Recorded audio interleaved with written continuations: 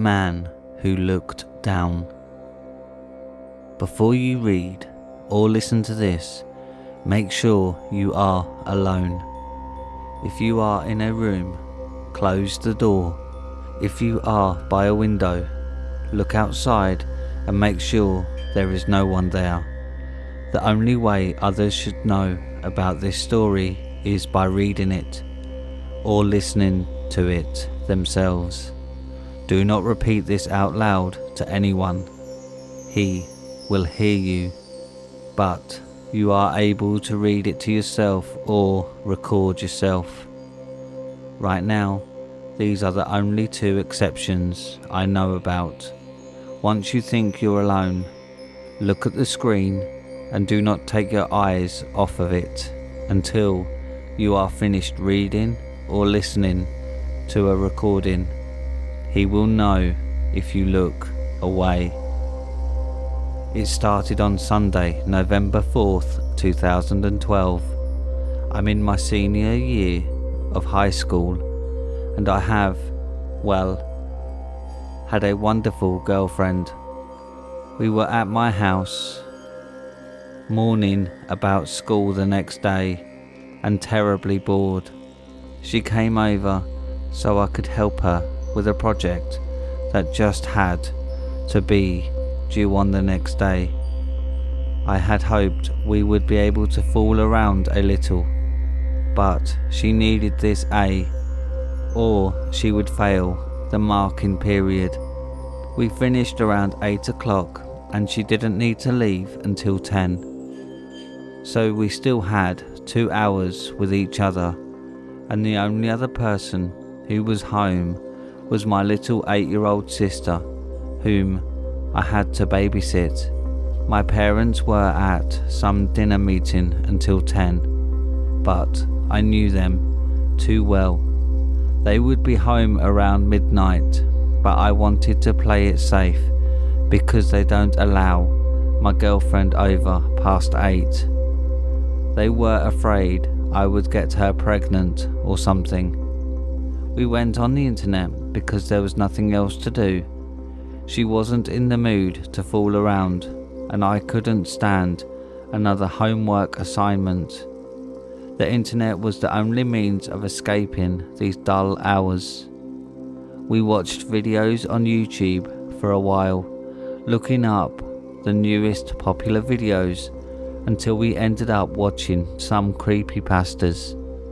We both have been watching creepypastas before we were dating, so we knew what to expect, and we had a hard time becoming truly scared of them like we used to. We kept trying to find some that would scare us, but the videos we watched weren't as scary as we had hoped. By now, it was almost 9:30. We were upset that none of the videos we watched were creeping us out. We were about to give up on searching until I saw this unusual thumbtag. All it showed was a man standing with his head looking down and hair covering his face. What was strange about the thumbtag was that there was no time limit and no author, just a title that read, "The Man Who Looked Down." We both agreed that this would be the final video, and if it didn't creep us out, we would give up. I moved my mouse to press on the video link, and the moment I pressed it, the video went into full screen, and the man I saw in the thumbtag was standing there. I moved my mouse around to find the loading bar, but it wasn't there. I pressed escape on my keyboard to get out of full screen, but the screen didn't move. For a second I thought the computer was frozen, but in the video the man was standing in what seemed to be a front lawn of a house I've never seen before, and the tree next to him was moving with the wind. My girlfriend and I had no idea what was going on, but I never took my eyes away from the screen because I felt like there was something I had to see, and if I took my eyes away for any moment, I would miss something. I don't know how long my girlfriend and I stared at the man, waiting for something. It felt like a couple of minutes, but while I was staring at him, I felt like something was wrong, like something was changing me. I actually felt scared.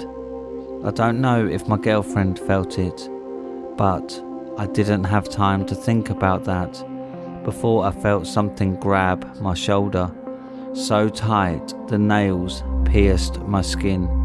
I turned around to see the face of my father. He opened his mouth to say something, but was interrupted by my girlfriend's ear-shattering scream. I whirled back around to almost scream at myself. The man had looked up and must have run closer to the screen, because all you could see was his face now, staring at me. The background was now completely white. The hair was out of the way to show his disfigured face. His nose was torn on the left nostril, allowing people to look inside the hole into his head. His mouth was opening larger than any normal human could bear. Part of his cheek was missing, with a hole about the size of a large fist. But the part of his face that will never leave my mind is his eyes. They were half red and half white. The half white parts had red veins protruding out of them, while the red sides had white veins protruding. There was no sound, just him staring through the screen for a couple of seconds before my computer turned itself off. I looked at the clock and it was 12:30. This wasn't possible, I was thinking. It felt like 5 minutes. I looked back at my father, who also saw the face and seemed a little shocked himself. He pulled himself together and told my girlfriend to leave. She left without saying goodbye. My father then gave me a talk about disobeying and other shit. But most of the time I wasn't listening. I was too busy thinking about the man. He seemed to have moved the moment I looked away, which I couldn't understand how that could happen. There was also the fact that we started watching it at 9:30 and had been interrupted at 12:30. We had been watching the man for 3 hours straight without looking away or blinking. Once my dad was finished, I had to sleep. I wanted to talk to my girlfriend about the video and what happened. I woke up the next morning like normal. I got out of bed, took a shower and got dressed. I looked out my window for a brief second and noticed something out of the ordinary. It looked like a black smudge on my lawn. I looked again and it was gone. I shook it out of my mind, thinking it was some stray cat or raccoon. I walked to the kitchen, grabbed my lunch and started walking to the door to wait for my bus. At the corner of my eye, I saw something move. I turned quickly and ended up staring out my kitchen window. I walked slowly towards it to look outside. When I reached the window, looked around my lawn slowly, taking in as much detail as I could. So if there was any change, there was nothing now. I was starting to get scared until I heard the school bus stop, run outside. I ran out the door and raced to the bus. Once I reached it, I almost collided with the door to the bus. The driver opened it and I walked onto the shuttle. I sat down quickly and stared out my seat's window. Everything was normal around my lawn. As I was running towards the bus, I had the feeling of being chased. I felt like I was literally running for my life. I wanted to stop thinking about what was happening. So as the bus started moving, I looked away from my window and decided to listen to music on my iPod. But when I looked away from the window, at the corner of my eye, I saw something move again. I looked back at my house just in time to see a man standing by on my lawn before the bus moved him out of my vision. His hair covered his face as he looked down. I didn't know what to do. Should I call the police? No. The man didn't do anything. Not yet. He was just scaring me. But how did he find me? Did I know him? I needed to talk to my girlfriend about this. I arrived at school and waited till second period to talk to her. It was our only study hall together. Once second period arrived, she didn't show up. I asked her friends where she was, and they said they didn't know. I assumed she was sick, and I would visit her after school. Her house wasn't a far walk from our school. This wasn't like her. Her project was due today, and if she was sick, she would have texted me or her friends. The moment the last school bell rang, I sprinted to her house. I knocked on her door, and there was no response. I slammed on the door loud enough for the neighbours to hear me. Still no response. Even if she wasn't home, my girlfriend's mum is a stay-at-home mum who is always home after school.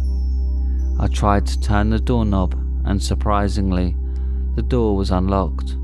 I opened the door slowly and yelled in to see if anyone was home. No response. I yelled that I was coming in. I didn't expect a response, and I didn't receive one. I walked into darkness. All the lights were off. I felt the wall for the nearest light switch and turned it on.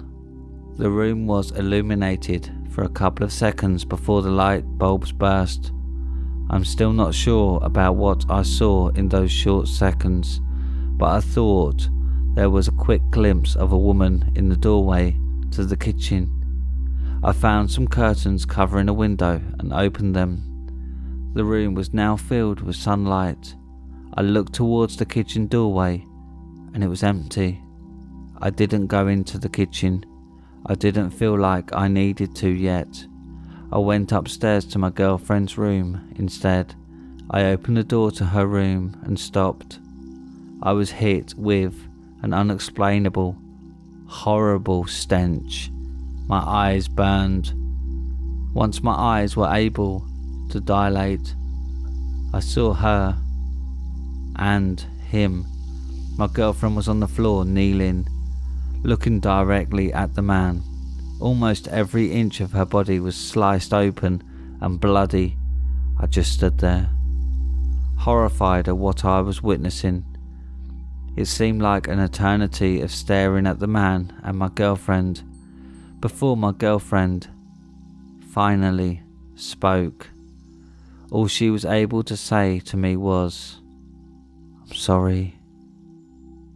Then she turned around to look at me, and her eyes, dear God, her eyes, they were sliced down the middle of each, making one half red and the other white. I only had time to hold out my hand to try to grab her before the monster, fell on her and started to rip off her skin and devour her like a wild animal. I could only stand there and watch. My heart-wrenching scream must have filled the entire neighbourhood's ears. I turned to run, but the moment I looked away, I got pounced on.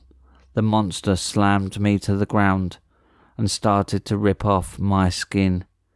Each time its fingers ripped off more skin and shoved it into its horribly disfigured mouth, I just screamed. My screams were almost as loud as my girlfriend's. I don't know how, but I was able to move myself and the monster towards the stairs. We toppled down them, and I felt my arm break. The sound of cracking bone filled the house. The monster fell off of me, and I was able to get up and run towards the front door. The pain on my back and my arm was unbearable. I sprinted out the door and tripped on the steps. I felt my face collide into concrete. My nose was broken and the skin on my face was almost completely torn off. I could still see through one eye as the other was covered in blood. It was standing in the doorway looking at me. I was unable to move. I was in such pain that I wanted to die. I was sure that the monster was going to kill me, but of course that didn't happen, because I would not be writing this. He just looked at me for a couple more seconds before finally saying 3 unforgettable words: "Don't look down." And then I blacked out. I woke up in hospital 3 days later. That's what my nurse told me. I was still in horrible pain, but the medicine helped to ease it a little. I never saw my back since then, but I'm sure the monster tore the skin off until there was only bone. The police came back to ask me questions about what had happened. I tried to tell them everything, but as I continued to tell the story, it seemed more and more unbelievable. They thought I was crazy. They stopped the search for my girlfriend's killer days later because of unreliable evidence. The day they stopped the search was also the day I had gotten the news. My father had gone off-road and crashed into some forest. When the police found his car, my father was not inside of it. His body has not been found to this day. I'm sure that man had gotten him. There was no one with my father, so the man probably devoured everything.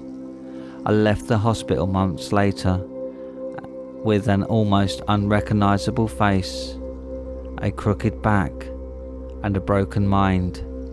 I went home to find only my mother. She had hung herself. I didn't bother to call the police. I went straight to my computer to find that video.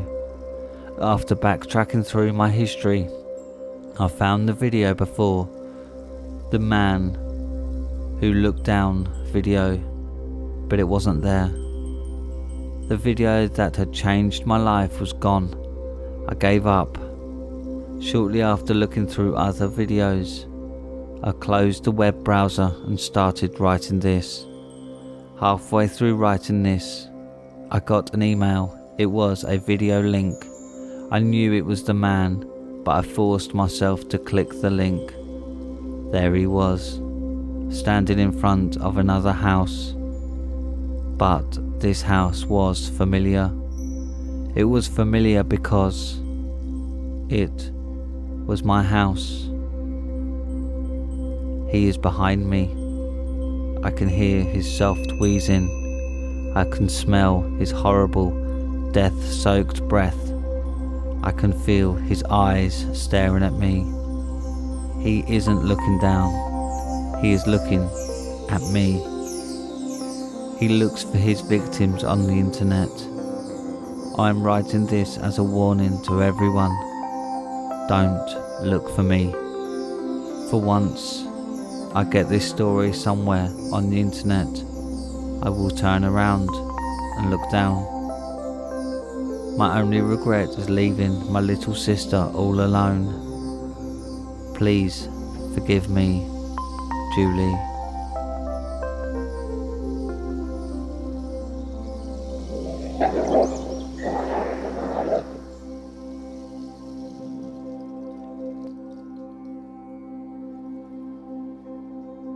Middle War.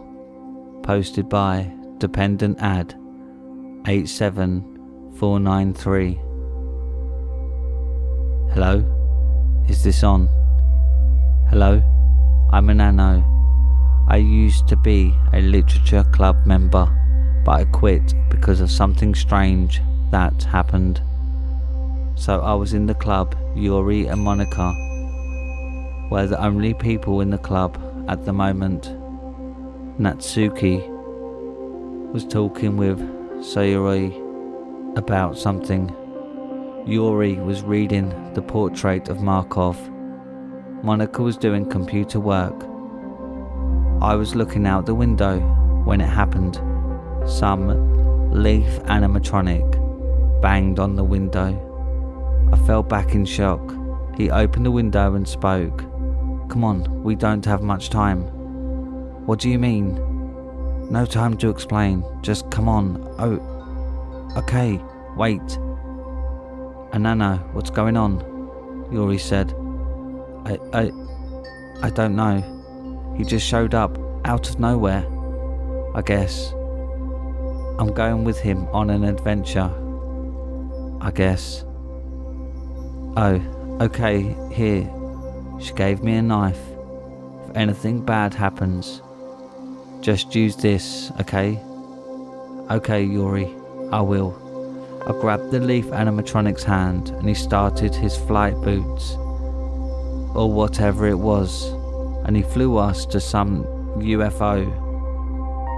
We headed inside. So can you explain what the fuck is going on? We have to prepare for a battle that will change all reality. What battle? This is confusing me. Oh, don't be, said someone in a deep voice. Then someone exited a room, looked like a girl with a clean suit and top hat. So you're a Nano? Huh? Yeah. I'm Zozo, hell's most trustworthy demon. Then someone in a raspy, intimidating voice said, oh please, no one wants to hear about the underworld. Okay, geez, sorry. A Nano, right? Yeah, I'm Rex Danger Vest, galaxy defending archaeologist, cowboy and raptor trainer. Wow, that's a lot of jobs. Yeah, even when you have over 1,000 plus fans. Okay Rex, stop promoting your shit and let me introduce myself. Okay, suit yourself. Then Rex walked off. Hello, I'm Leafeon Trap. No, nice to meet you, Leafeon Trap.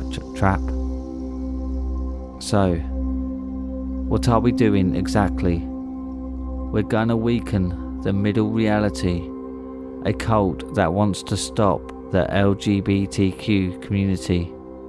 I started to laugh. What? That's it, stop a couple of homophobics. This will be easy. He showed me what I assume the middle reality's Death Star. Oh, never mind. Then I heard a bang. 4 people entered the room. 1, an average looking girl and a monster looking guy. 1, a sun looking guy, and 1, an average looking guy. We got company, said the monster guy. Then an explosion could be heard, followed by alien noises and some girl saying, look around, they could be anywhere. We rushed behind the door, and some dog-looking girl.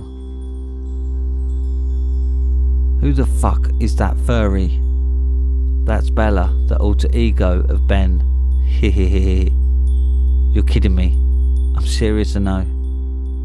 Oh, okay, then a queen-looking person walked next to us and said with an echoey voice, you guys are weak. Let me do this. Then she grabbed her staff, I assume. Hey fuckers.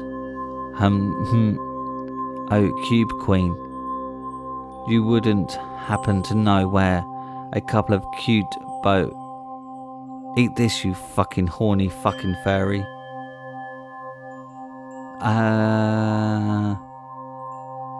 Then she ran to them and started to fight them, and she killed the aliens and made the furry leave. That's right, and never come back. Then she closed the hatch and sat back down in the command room. I noticed someone familiar walking into a room. I followed her, and it was Sayori, my childhood best friend. Sayori, are you okay? Huh? Oh, you're an Anna, right? I can tell this is Sayori from a different reality. Yeah. Anyways, are you okay? What? Yeah, I am.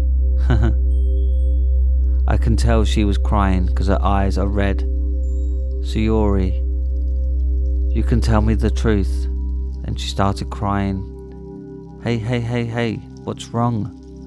I'm tired of this middle reality shit. I want everything to go back to the way it was. She started crying more. I came over to her and embraced her. Anano, shh, it's okay to cry. I know we'll get through this together. So thank you, Anano. You're welcome, Sayori. After she was done crying, I went to Leafy on Trap and said, you need me. Yeah, take a look at this. Dark Mistress expects 2 motherships to arrive to reality 0.1, but let's give her 1 mothership to arrive. Give this for a spin. He gave me the nuke rocket controls and aimed it at one of the motherships. I fired and it hit. The mothership was destroyed. 3 UFOs or abductors, whatever you want to call them. Nice work, Anano. Thank you, no problem. 5 hours later, we arrived to what I assumed to be reality 0.1. I looked down and it was 5 islands mashed up into one with bridges to get to those islands. We arrived to a base and we sort of chilled there for a little bit. While in the base, I saw who I assumed to be Homeofscares laying down, looking sad. I went over to him and began to talk. Hey, you doing okay? Oh, yeah. I can tell something's up. Can you tell me what's wrong? He sighed, then replied, I don't want to talk about it right now. To be honest, my little hellhound, you need a hug. Yeah, that would be great. I embraced him as he rested his head on my shoulder and began to cry. I comforted him for 5 minutes until he calmed down and called it a day. So that's it, and conveniently, I'm writing this while there's a war going on. I can hear explosions, gunshots, everything. I hope this war ends.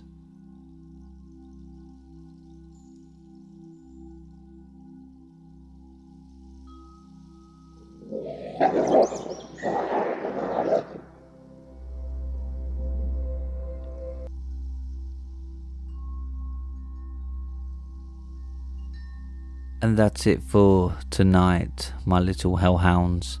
Thanks for listening.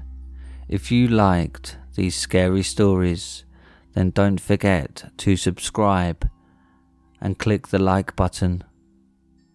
Also, if you have any scary stories you want narrated on the channel, then submit them to Reddit r/homeofscares and follow me on Twitter at homeofscares. Now, good night, my little hellhounds.